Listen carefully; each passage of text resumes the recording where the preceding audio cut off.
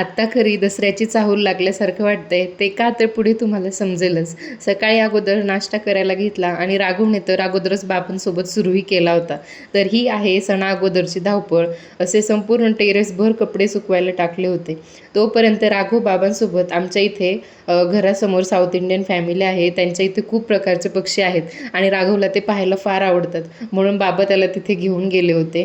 राशीनला आल्यापासून राघव इतका ॲक्टिव्ह झाला आणि प्रचंड फिरतोय सगळीकडे, जणू काही पिंजऱ्यामधला पक्षी जेव्हा बाहेर काढला जातो त्याचप्रमाणे. दुपारी मस्त असा आळूडीचा बेत होता. संध्याकाळी खूप पाऊस झाला आणि अशा वातावरणात सगळ्यात अगोदर आठवण येते ती म्हणजे चहाची.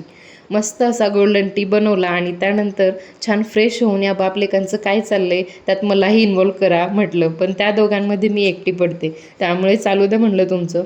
रात्रीचं जेवण असं काहीसं होतं. जर का तुम्हाला माझे व्हिडिओज पाहायला आवडत असतील तर माझ्या पेजला फॉलो करायला अजिबात विसरू नका. भेटूयात नेक्स्ट व्लॉगमध्ये. बाय.